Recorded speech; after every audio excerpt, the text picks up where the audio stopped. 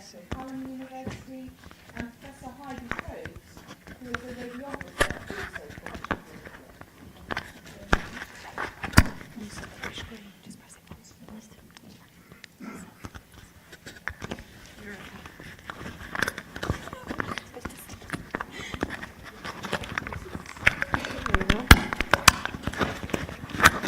You're fumbling, don't you?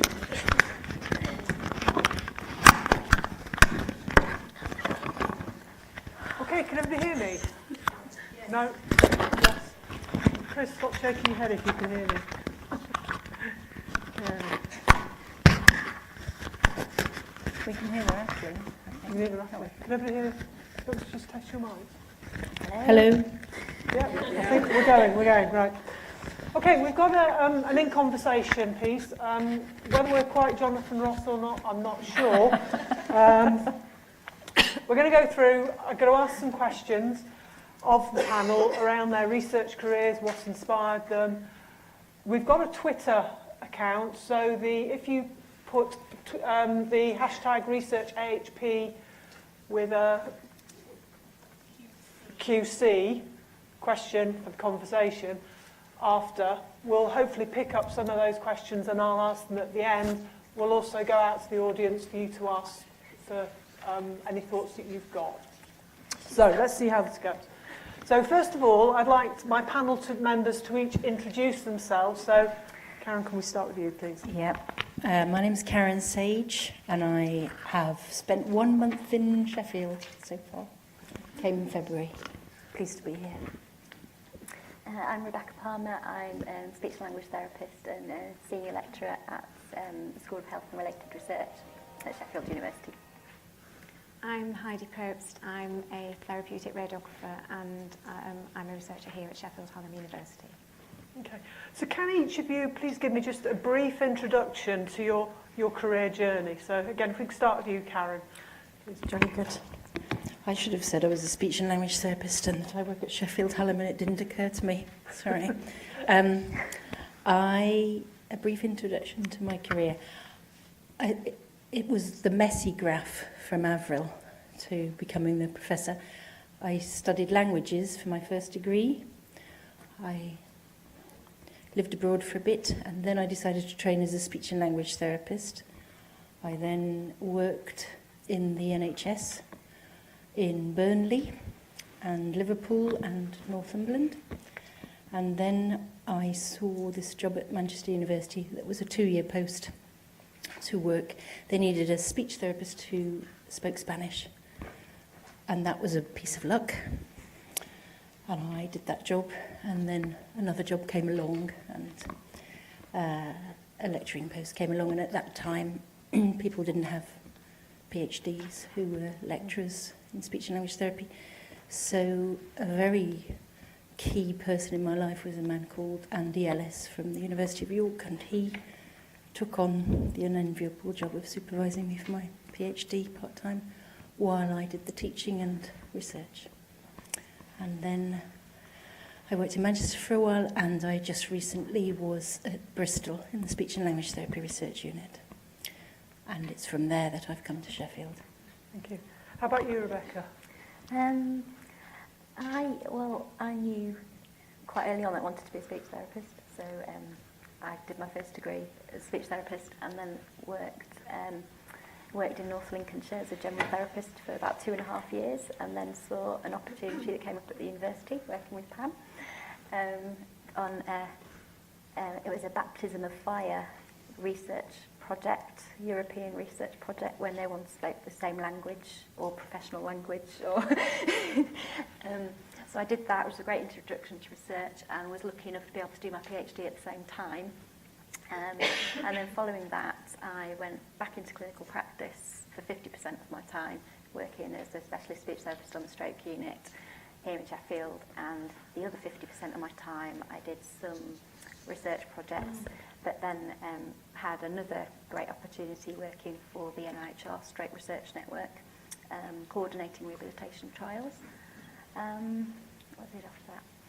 And then I started getting grants in of my own, I suppose, and went back to the university as a research fellow, and then a couple of years ago, got an NIHR Senior Clinical Academic Lectureship, which has given me that space to develop bigger grants.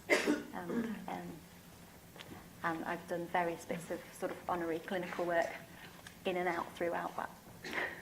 Thank you.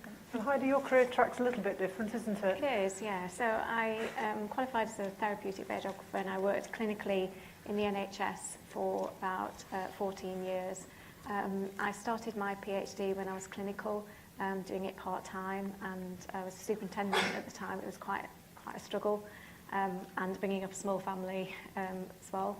And I was lucky I got awarded a Department of Health Research Fellowship, which allowed me to finish my PhD full-time.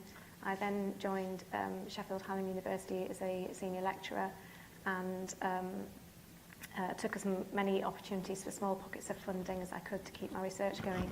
And in 2013 I was appointed as a reader, and only recently last year appointed a professor of research. Okay. So Rebecca, on your career journey, what do you think you did that was particularly helpful? I don't think I had a particular plan, and sometimes I kind of think people think you have to have some kind of master plan, and I, in a way, think it might have been more helpful not to in some ways. So I just took opportunities. I saw things that looked like they were for me, like Nadine said, that looks like it might have my name on it, and went and have sort of taken opportunities. But with that, I suppose I've had to be prepared to take some risks. So a couple of times I've left permanent contracts for sort of 18-month contracts and moved areas, moved house on the risk that hopefully I'd have a job at the end of the 18 months, that sort of thing. So I think that's this, taking opportunities and taking risks, but also I've had a brilliant mentor and someone who's been confident for me when I'm not confident for myself, and someone who pushes me out of my comfort zone. What about you, Heidi? I suppose I've done a lot of the things that a lot of the speakers have already taught about today, really, which is concentrating on trying to publish and build my CV up over the years. And I tried to concentrate on doing really high quality research because I knew that was important. And I think when I moved into academia, what I tried to do was to combine my teaching and research, or made sure that they were in similar areas. So my teaching topic is the same as the area that I do research in. It just makes it easier because I can feed my research into the teaching, and also the students that I work with are all practitioners. I teach master's level students, and so a lot of the discussions we have online actually stimulate research ideas that and other areas of practice. And would you have done anything different on reflection, or? Yeah, I would, and I think it's interesting listening to Rebecca talk about having a good mentor, because I struggled actually, particularly postdoc, as a therapy radiographer who was the first one to get a PhD in the UK.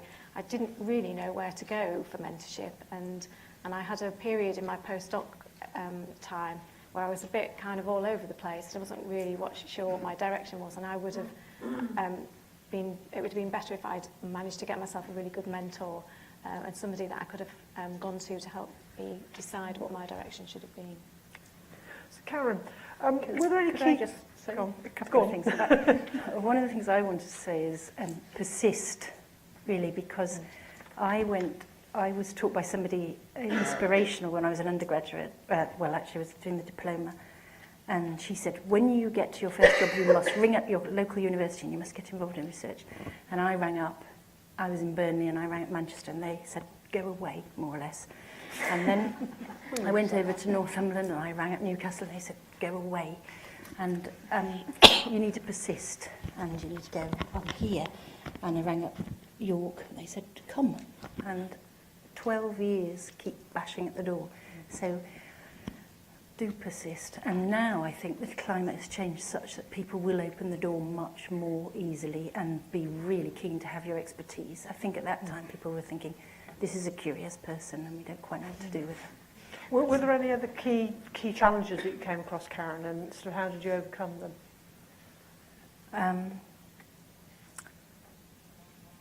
I think not understanding the systems, really not understanding.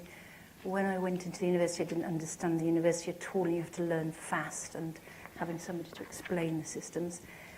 When you try and do some NHS research, one of the best things that you can do is have your feet in both camps and getting in touch with your research and development people in the NHS, in the hospital. They teach you more than the university people can in that sense about NHS governance and how to make it happen in the NHS, I think. So as you say... Sorry, you were going to ask me a different question. No, it's fine. As you say, things, sort of opportunities have changed, I think, a lot in the last 5 years. So, Heidi, are you able to summarise what you think the opportunities and support that's now available to people they can tap into? I think so. I think mindsets have changed, definitely, and also the NIHR training fellowships and the opportunities. They're a fantastic opportunity to get into doing research, but there are also, and they're quite competitive, but there are some other funding opportunities, and Cancer Research UK is just one of them. So they do this funding where it's for pre-doctoral, so you can actually apply to get some funding to do some research, to consider whether actually a PhD is for you and whether research is for you. And there's lots of those little opportunities around now from different funders. Okay.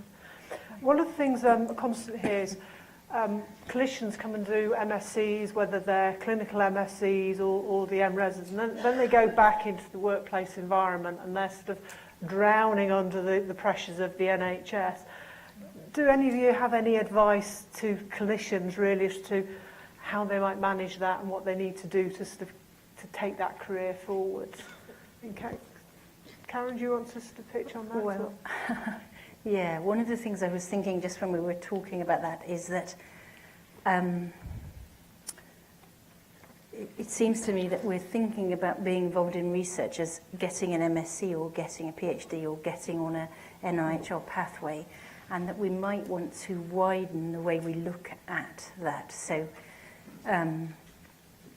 one of the things that really helped me early on is that there was a research clinical interface group, and in terms of taking a step into the void, I presented at that in front of academics a case that I was puzzled about, and I didn't know what was the matter and how to treat them. And that was back when I was, well, what year would that have been? Back in the early 90s.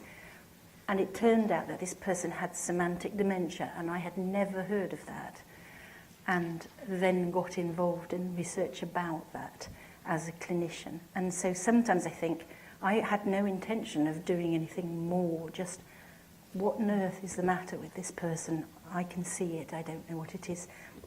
So sometimes not necessarily thinking, and I must get a master's or I must get a paper, but I must get involved in research because we know different things from different angles. Okay. Yeah, that answers that. So just moving on a little bit, we've talked about, we've heard this morning about NIHR careers, funding support. Rebecca, you were successful in gaining some funding support. Are there any key advice that you'd offer to people who think, actually, that's something I'd like to go for?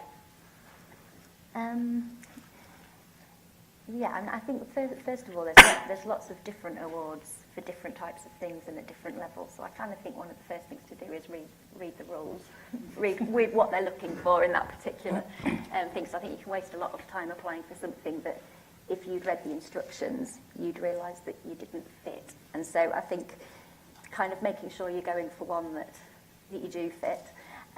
And then the other thing that often strikes me is, particularly with the NIHR, and I'm sure with other organisations, is that there's a whole language, and there's certain words that might mean something in NIHR language that might have slightly different meaning somewhere else. And so I think one of the really important things to do if you're wanting to go for that kind of funding is to learn to speak NIHR. And just, well, I think, and just like learning to speak any language, the best thing you can do is immerse yourself in an environment where other people speak NIHR. And I think there's some really good opportunities for that now. So there's things like with the clerks, there's clerk secondments and internships and things where you can just sort of be around other people who use that kind of language. And I think that must help really at interviews and using, getting the right buzzwords in there. I think also I think there's a number of people here who are clinicians who may want to get involved in research but don't necessarily want a sort of formal clinical research career, as we've heard from our presenters this morning. Heidi, do you have any suggestions for how these people can support contributing to research and to clinicians? Yeah, I think everybody's got an opportunity to support research, even if you don't want a research career. And I think it's important, if you are interested in research but don't want a research career, to support your colleagues who are doing research, and also to implement the research findings. Look out for trials or projects that are going on in your area, so that you're aware of what projects are ongoing, so that you can refer patients to those trials. I think they're key things that would help. Okay. And finally, I want to come on to ask you about what personal attributes do you think are needed for a successful research career? And I'm going to put you on the spot here, Karen. Can you kick us off on this one, please? Well, I already mentioned one of them, which is to persist. And I think you do have to be resilient, because plenty of people say no. You have to remember that,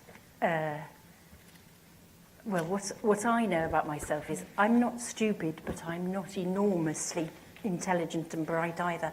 I'm relatively normal. And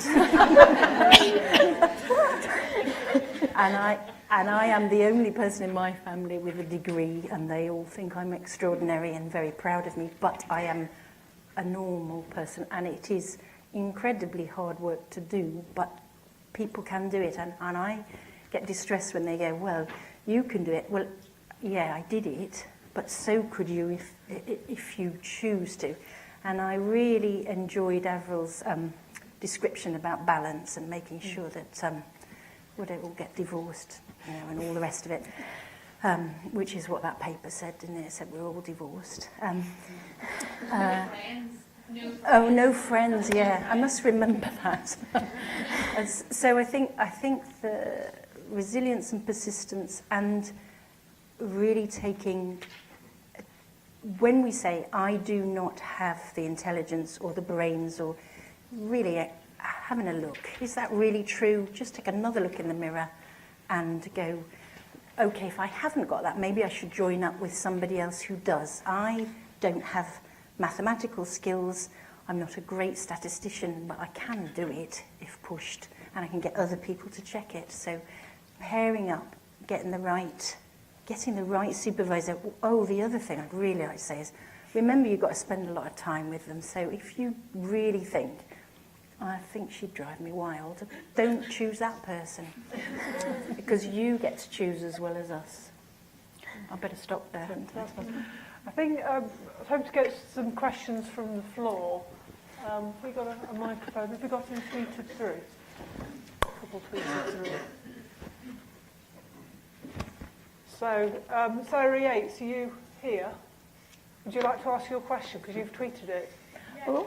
I was just wondering, because all three of us are postgraduate students in radiotherapy, and I think we were just wondering kind of what opportunities we should be looking at now, and how to get into research upon graduation and things like that. Because I mean, it's hard to see a defined career path, and we just kind of wanted some advice on what you're saying, really. I guess that's for me, isn't it? Well, I'm absolutely delighted that you're interested in research, first and foremost. And second thing, I'd be happy for you to come and talk to me in a bit more detail. But there are a number of things. So, for example, this university has this year the VC scholarships. That's one opportunity. So that's a funded PhD full-time for 3 years. It's not a huge amount of money. I think the difficulty with qualifying is whether you take a job that pays quite well, or you take a lower PhD scholarship. That's a decision to have a think about. But doing it full-time means you get it done much quicker, and then there are opportunities for people who are PhD qualified. So there is that route. There's also the NIHR route, so you can qualify learn your craft a bit more as a clinician, if you want to develop your clinical skills for a little while, and then apply for one of the NIHR training fellowships to do a PhD. If you don't want to necessarily do a PhD, but you want to do research, then I would say look for a job in a radiotherapy centre that has a reputation for doing good quality research, and I'm happy to talk to you about the centres that I think are the really top-notch research leading, and get yourself aligned, go and meet those those clinical professors and researchers, and say you're interested, and have they got anything that you can get involved in. There's always lots going on in those centres. That'd be great. Is that okay? Do you have any other questions for the panel? Do you need a microphone? Or there's one here. Tony Redden from the University of Leeds. One of the things we often see for people coming into research, particularly from the allied health professions, is that people are often quite experienced practitioners by the time they decide they want to get involved in research, but they're going to be very junior researchers. So can I guess, ask the three of you how you've managed that tension between being a respected and established practitioner and being a complete newbie in research? Who would like to Well, I pitch in? don't think I can answer this because I was never an established and respected clinician.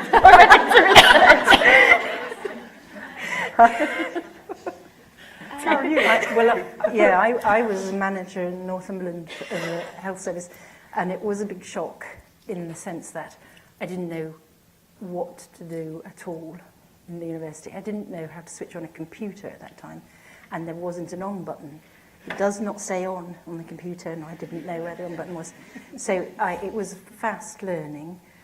What I did actually do is spend a day a week in Burnley, where I had previously worked, because it was something I knew, and it was a relief, and it was relaxing. And I kept working with the speech and language therapy manager there, Sian Davis, who gave me the opportunity to have something normal in my life while I learned all this academic stuff. And that saved me, I think, probably. Kept a bit of balance. I was, as I say, I was a superintendent before I started doing my PhD, and I had medics who worked with me. So when I was a junior researcher, I was working with medics, and they were fantastic with me, actually. They were, I didn't make me feel awkward or a novice. They were just absolutely really supportive, and if you get the right ones to support you, that transition can be really, really okay. Any other questions? Well, what I want to do is... Oh, sorry, it's easy. Hiding in the corner in my blind spot. So for me, everyone knows me, one of the really important things I think we need to crack is the width of the base of our pyramid. And I keep doing this all the time in meetings. So we've got lots of people, which is great, doing MScs and now increasingly doing PhDs. But boy, does that drop off very quickly at a postdoc level. How do we keep our AHPs enthused, energetic and driven to continue so that the pyramid is more of a pyramid and we have research leaders really emerging for the future? Who's going to take that one on? We're going to ponder that for a minute because it's a big task, isn't it? Any other answers from the audience? I think it's at a number of different levels, isn't it? And one of them has to be at a policy level, one has to be at that NHS university interface, and another has to be at a personal, personal levels, and they have to have answers at all three of those. And some of the things that I think mitigate against it is this competing measures. University measures are different from NHS measures. People's personal lives are different from their career lives. So I think that there are a number of ways in which it needs to be addressed, but I don't have a particular answer for any of them. Rebecca? A bit of an idea. Well, I think obviously I think it's about planning early as well, possibly, when people are coming to the end of their masters or coming to the end of their PhDs, planning ahead about what's next, so they don't sort of drop off the edge of a cliff and you lose them from academia. But we talk a lot about capacity building, I think, and I think we need to talk more about capacity sustaining. And I think that's probably about thinking with, so if you're responsible for supervising a student, thinking with them before they get to the end, what's next, and helping them, supporting them to put in maybe their first bids postdocs, so they keep developing, keep going on beyond that level. Just an idea. Pam, have you got an answer Yes, to that? if I may, I'd like to come back to that point made earlier.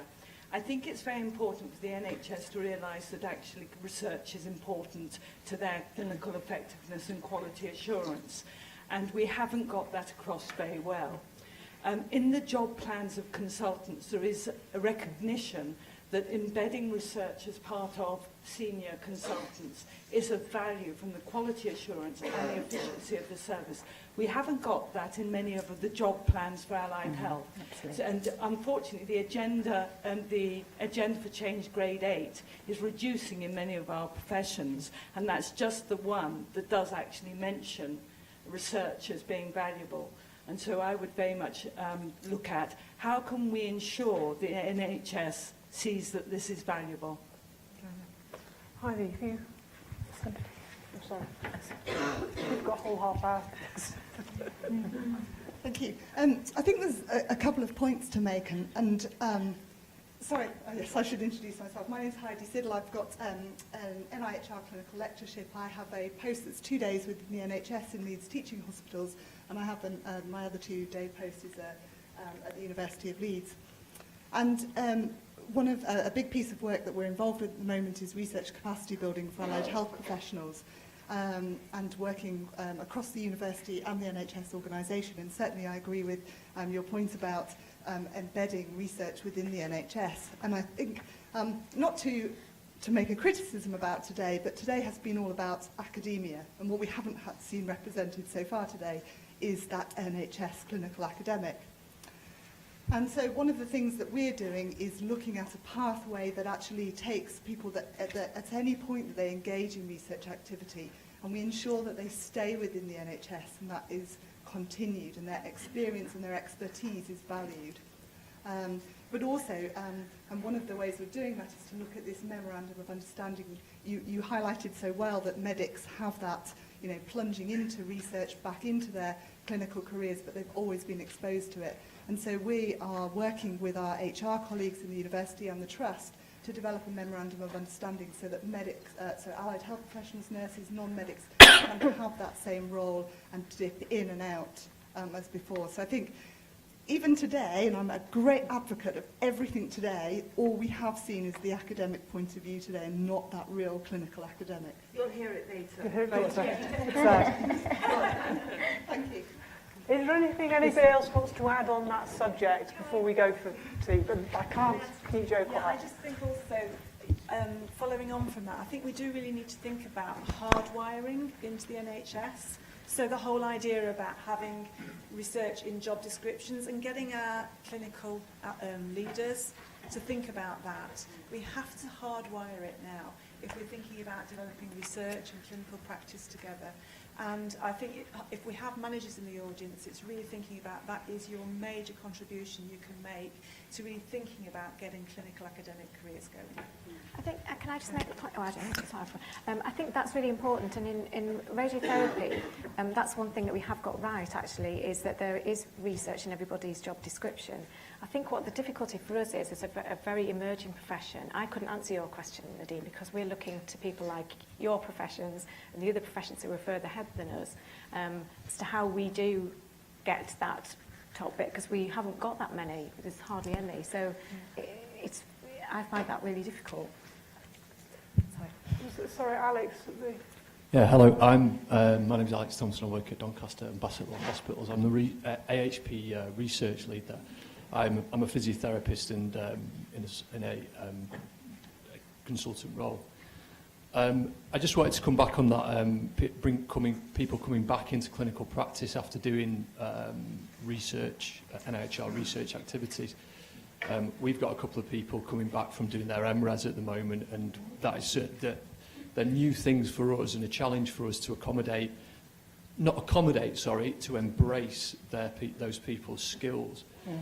But I think coming at it, I just wanted to make a comment about the NHS in terms of this. And again, it's about almost what's in it for them in terms of your management and the research department as well.